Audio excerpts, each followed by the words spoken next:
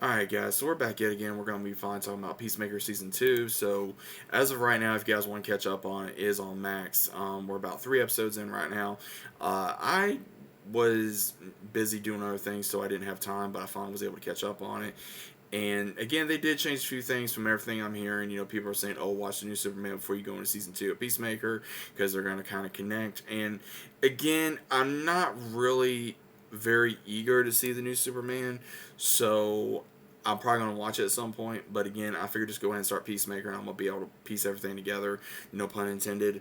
But we see obviously the recap of season 1, and at the very end, instead of Justice League, got Justice League Gang, and you have of course Hawk Girl, Green Lantern. I'm assuming Superman and a few others. I didn't really pay attention because I didn't really care. But going into the whole thing of Peacemaker returning, they're all the whole gang from season 1. They're dealing with the aftermath of the events of season 1 from Project Butterfly. You got Harcourt. She is again. It gets revealed that she did have a relationship with Rick Flag before the events of season 1, and of course, you know, that's when he was going to that area in the movie of Suicide Squad, and of course Peacemaker taking him out, and then we get introduced to why him and Harcourt having problems because apparently something happened between them. There's nothing being confirmed. You can kind of read between the lines. She's pretty much almost been blacklisted from everything due to August.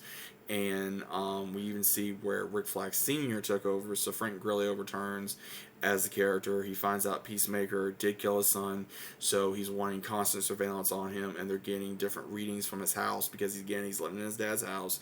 He's going into this alternate, we can go in alternate dimensions, and he's trying to deal with everything. He got humiliated by the Justice Gang, trying to be recruited by them. They made fun of him, they insulted him without him even realizing it, and he just couldn't take it. He was like, you know what, whatever. He just went on a very downward spiral, and he comes across a new dimension where his brother's alive, his father's alive, they have a lot of good camaraderie, and that's all he wanted. But then his ultra self finds him, they get into it, he kills his alternate self, and then he poses as this version of him, and he's trying to get used to this other life because nothing's going with Hardcore. He's a loser in this universe, he's wanting to be better, and him, his brother, and his father are regarded as massive heroes in this universe. So he's like, okay, well, let me try this one.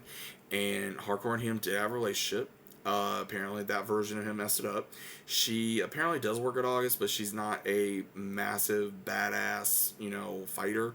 I'm assuming in this alternate universe, and he again, Chris is regarded as a massive hero in this. So he's like, yeah, best, you know, version ever. But at the same time, in his world, he has August agents trying to not only invade his house, eagerly defends it, and also getting ready to not only arrest him but also take him out if possible because he's now a threat to August because of the alternate dimensions being open, like what happened in, of course, Superman movie. Which again, I've heard spoilers and all that, and I'm gonna watch it at some point. I'm not eager to watch it, but again, I am gonna watch it at some given point. But everyone's having their issues. You got Vigilante, he's having a bad job. You got Az, you know, she split up with her girlfriend. She's kind of living in a hotel. She's doing her own thing, and she's just trying to live it day by day. In Hardcore, she's just having a hard life. You know, she's been blacklisted. She's getting into fights, and she doesn't really know what to do with her life. And she wants purpose, but she doesn't know what her purpose is.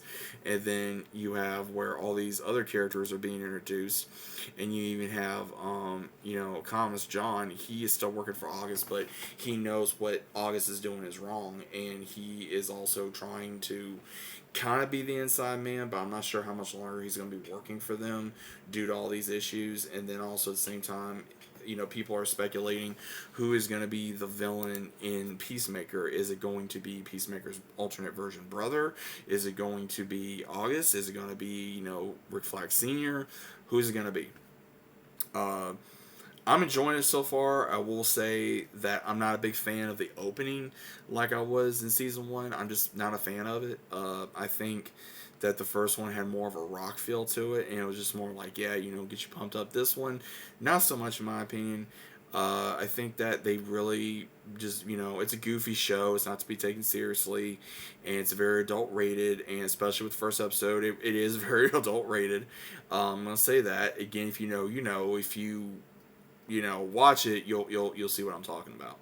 But overall, I think Peacemaker's doing well for season 2 right now. It is keeping me invested, and when I get further in, I may do another video, or when the season ends, I'll probably do a review on it. But either way, I'll definitely do a review on it, and then at some point, I'm gonna watch the new Superman, put out a video on that as well when I have some time, or if I decide to watch it. But either way, what do you guys think about this? You guys ready for Peacemaker? You guys enjoying Peacemaker season 2?